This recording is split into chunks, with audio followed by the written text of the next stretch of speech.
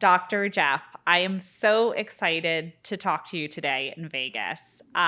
First of all, you're a neurological surgeon recovering, Right. and now helping others to teach them, one, how to live for longer and how to be healthier.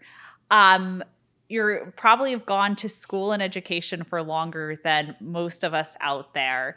And so I'm excited to learn from you, both from the science side of things, as well as just personally what you have learned and professionally from others. So with that, I would love for you to give an introduction to who you are and why you decided to become so passionate about helping others with living for longer and eating better, sleeping better, exercising, all of that. Thank you. I appreciate the opportunity, and nice to meet you and everyone watching. Yeah, I was practicing neurosurgery, traditional medicine, long residency, fellowship, helping people. I did a lot of spine work. I did neck and back surgery, things like that. And it was my patients who came to me and said, hey, doc, I know that, some of these things didn't work for me and I don't want surgery. What else you got in your bag of tricks? And, after a while, I go, that's really all I learned. That's what's on the menu here. And, but I'm open-minded enough, and I really never drank the Kool-Aid of all this insurance-driven medicine stuff. So when they came to me and said, hey, what about this? What about that? What about stem cells? And you hear that enough times, and, chance favors the prepared mind. So luckily I have some undergraduate background in molecular biology and all that from my days at Berkeley. So I said, you know what? A lot's happened since I left there and whisked off to medical school and residency and training. And I missed that stuff interested me then. Let me look into it. So instead of going to the stodgy neurosurgery annual conference where, bow tie wearing dudes are just patting themselves on the back for doing the same thing year after year, I went to stem cell conferences and I got re-educated and I opened my mind and learned more things I never learned in medical school. And it opened up the doors to the health and wellness side of things. And you can't do stem cells for patients with spine problems and not learn about joints and anti-aging and health and wellness and inflammation and longevity and health span and all these things. So the version 2.0 of my practice, or the superhero origin story, is that my patient said, how about stem cells? And I said, okay, I'll check it out. Okay, great. Tell us more about stem cells and exactly what you have learned about how to be healthier. Well, at the end of the day, we are created by our stem cells, right? When we're a fetus, we're made of only stem cells. Then we're a child, we're born, and we grow and develop using our stem cells. Or if we're injured as an adult or are sick, our stem cells help us heal and restore and replace and regenerate. But as we age, those stem cells don't work as well. And vice versa, as those stem cells don't work as well, we age faster. So it turns out that we can learn from that and tap back into the younger, youthful source of stem cells to help aging adults age slower, or help fix something that's not getting fixed because their body doesn't have enough stem cell integrity to do it. And that's just the low level, way of explaining it. Okay, great. Another question for you. Stem cells versus genes and genetics. So when I look at people who have aged very well, I also look at their parents, and their parents have aged very well. Tell me how important it is to have those good genes versus focusing on your stem cells, which we will get into in quite a bit of detail here. Excellent. Well, let's rewind that a little, because when you look at children, they're not only getting genetics from their parents, they're imprinting, they're learning behaviors, diet. They've eaten the same thing for the first 18 years of life for the most part, right? So it's more than just genetics. And we've learned now that the non-genetic component, there's nurture and nature. This would be the nurture component. What we call epigenetics is probably the bigger component, maybe even as much as 80% of what's happening at the level. You could take twins and separate them at birth. Okay. And put one with a healthy family and one with an unhealthy family. Those twins are going to age at different rates. And at age 80, they're going to be two very different people. I'm identical twin, and my twin sister has McDonald's and soda every day.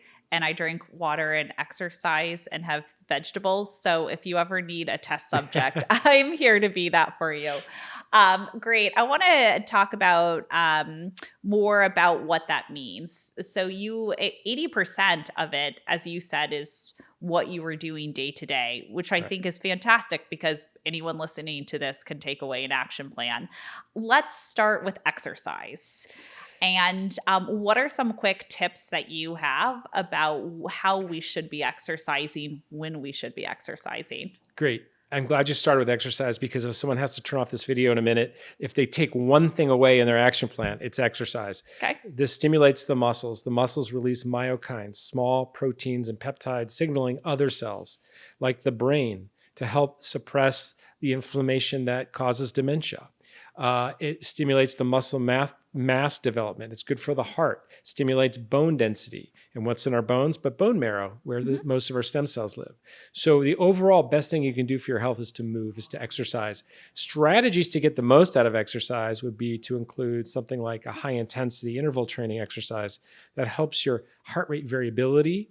And it should include, of course, some type of resistance training or weight-bearing exercise, because we need, again, to maintain the muscle mass and the bone density. Those two things are correlated with longevity. The more muscle you have and the more bone density you have, the longer you will live. And what about, I've heard that the older you get, the more important it is to have weight training in your day-to-day. Tell me a little bit more about that. Does it matter how old you are, what type of exercise you do, or should it be the same? And also with HIIT, I think that has been something that has been a growing trend, and it sounds like it's growing because it's actually working and good for you.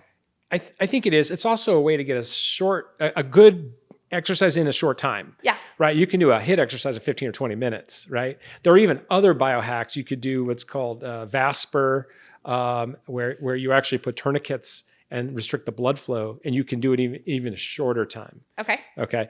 But in terms of, what people are doing with exercise is not just for the muscle mass. It should change from decade to decade of age, because you might be less flexible. You might be you might not be able to lift as much weight at a certain age. But the earlier you start and the more you do, you carry those gains with you. So if you've been lifting weights all the years and you all of a sudden become 75, you're going to get more out of that workout than if you're just starting fresh and haven't done anything for 30 years. That makes sense. Moving on over, I want to talk about, so we just spoke about exercise. What about diet? And tell me a little bit more about how much that factors in. Well, it's probably the second most important factor, if not tied with exercise. Diet is a challenge here because so many people are eating foods with preservatives and with seed oils and things we shouldn't have. And some people have different genetic intolerances, like to gluten or things like that. So if your family comes from the Mediterranean, you might do better with a Mediterranean diet, for example. But the best diets usually fall into the lower carb, higher protein diets with healthier fats like fish oils, avocado oils, coconut oils, things like that, instead of the vegetable oils. That's just a quick overview. Yeah. It's not just what you eat. You also have to balance out the percentage of the macros. Now, a good, healthy Mediterranean diet, for example, will do that for you. But also when you eat. So we're not supposed to eat when the sun is down. So you don't eat too late. And you try to restrict your hours, and that's called circadian feeding or intermittent feeding, or some people like to call it intermittent fasting because they think they have to restrict their eating. But really, we shouldn't be eating in the dark. It's not, our body's not, the metabolism isn't tuned up for that. It's not good for the blood sugar and for longevity in total. Yeah. What about, there's always trends. I couldn't agree more that preservatives, I think the vast majority of Americans who are educated on it say, not good for you, right? But for example, one of my friends, Callie Means, him and his sister have a book, and he talks about raw milk. There's so many things like that come out. How do you know whether or not that's good for you? Should you be having that or just regular whole milk, pasteurized? How do you think about that? Well, so like anything in this realm, you have to look at the authority on it. Is there is there good science? Is there what we call evidence-based Mm-hmm. literature, evidence-based medicine, whether it's medicine or nutrition or some a paramedical field? You want to look at what's out there. So there are benefits, for example, from raw milk. The probiotics in there aren't killed like they are in the pasteurization process. However, there's always a risk that you get something you don't want or don't need. So it has to be through a process that's vetted, and some states have laws that look into that. So those laws are probably well-meaning, but sometimes used to suppress those industries. So it has to be you have to be a little bit skeptical at times. But look at the science, talk to people that have done it, get recommendations, look at the reviews. That's what I do. Yeah, great. Now I want to move over to pills. All right. So part of eating, pills, protein shakes, all that kind of stuff. What insights and advice do you have? Well, I'm going to restrict my answer to supplement pills. Okay, not pharmaceutical pills. Yep. Okay, so we're trying to avoid pharmaceuticals if we can, right? Because Preventative. we might be able to do this through food. Food is the best medicine, or naturally, or preventative. So I'm a fan of supplements because we're not getting all these things in our diet.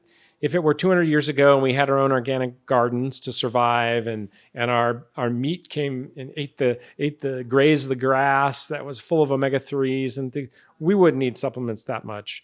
But supplements help fill a gap in the diversity of food and the phytonutrients that we don't get normally, or might give us something that we're not getting because we're not having the right biome or bacteria in our gut. Even some probiotics can't fix every gap. So I'm a big believer in that, and I think it should be individualized. There's a group of basic ones I believe in that are for anti-inflammatory and anti-aging purposes, like vitamin D3, melatonin and magnesium at night, probiotics, and fish oil. And I'm a big fan of those. But we build on that. There are other phytonutrients, and some are senolytics. They're known to help with longevity, like fisetin, quercetin. I like berberine for reduction of blood sugar. I take a large number of capsules every day. So we could spend an hour just on that topic. Yeah, and so I think the trend of exercise and then eating healthy foods have been two that come out in the news and very frequently. But why aren't supplements and taking these pills that are so easy to take every day, why isn't that much more widespread? Like, for example, I live in San Francisco. I don't have a single friend who every single day is taking pills, or supplements, I should say, is a better way to put it. Why isn't that more widespread and well known? And I think Big Pharma has been successful in their challenge to make sure that organic and supplements and things like this are not part of the mainstream. So we don't grow up with it. It's not part of our education as children. It's not part of a health class necessarily. Maybe it is now, I don't know. But it's not incentivized. And hopefully with the new administration, it will be. Yeah. And you mentioned melatonin. I try to give that to my kids on flights so that they sleep, especially international ones. But I've always had kind of this mindset that you shouldn't give yourself something if you don't need it. So if you sleep well at night, why take melatonin? I think you're a big proponent of taking it even if you do sleep at night. Why? Right, because the concept here is that melatonin is just for sleep, and that's not accurate. It turns out melatonin is a peptide hormone. Okay. And we do use it to help with sleep, but it also helps with a number of other cellular repair processes that happens during our nightly hibernation. And it's an anti-inflammatory process. We do need that repair. It helps us age slower and better. So I believe in melatonin for deeper sleep, better cellular repair, and overall longevity, besides it helping you go to sleep. Okay, great. And how many milligrams should I be taking? I think it's like, you can get them in 5, 10. Can you overdose on it? Can you take like 50? I guess you could, but I don't think anyone would. But I think first and foremost, I would take a dissolvable. Okay. It's a peptide. So if you swallow it, you're not going to get but a fraction of it because you'll digest most of that in your stomach. Okay. So a dissolvable is probably the best. And you start out with, see what you need. 3 or 5 milligrams would be a lower dose. I take a 12. That's my sweet spot. Yeah. So take 12 milligrams, and that seems to be more than adequate. What about like the gummies? Is that like a dissolvable, the chewing I don't think so. melatonin? I think you can take all your vitamins and gummies, but then really you're having a lot of candy. So Yeah. Okay. I'm not a big gummy fan for that reason, but I understand for kids it might be ideal, and that's fine to help them go to sleep. But your kids are producing plenty of melatonin. You just need to help nudge them to sleep on a long flight. That's fine. That's absolutely fine. So Okay, so dissolvables, not the gummies, and not a pill you swallow for that for your supplements. right. Moving on over to other things you can do. What else do you think is really important in health? And what are some kind of new insights that you think we haven't seen in the past that are coming up in the past year? Well, just to hit on two hot button items for that question is first, hormesis, which means you give your body or your cells a little bit of stress to build resilience so that you have a younger population of cells, and you support what's called autophagy, where you recycle out the old zombie cells and you focus on a younger population of cells. So if you have a younger population of cells, you have a younger you. Okay. So hormesis might be hot sauna, cold plunge, high intensity interval exercise training, fasting, intermittent fasting or intermittent feeding, depending on what you call it, things like that. Those would be hormetic activities that you can do. I'm a personal fan of the hot sauna. There's wonderful data from the Finnish literature on hot sauna. If you can get into 170 degrees, 175 degrees for 20 to 25 minutes, 5 times a week, you will live longer. You will have reduced cardiac disease, reduce other problems. I mean, it's clear. There's great medical evidence on that.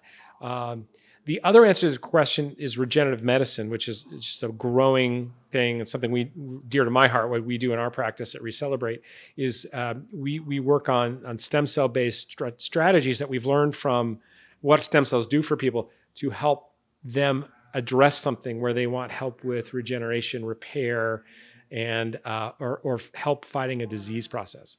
Yeah. So many questions on that for you. The first one, I want to go back to saunas. There's a new growing trend of infrared versus just the standard sauna. Right.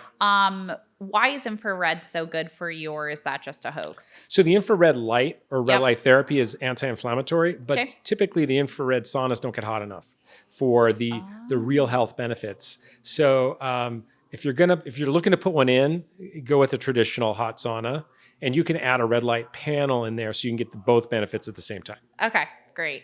Then I also want to ask you about Brian Johnson. He's been in the news quite a bit.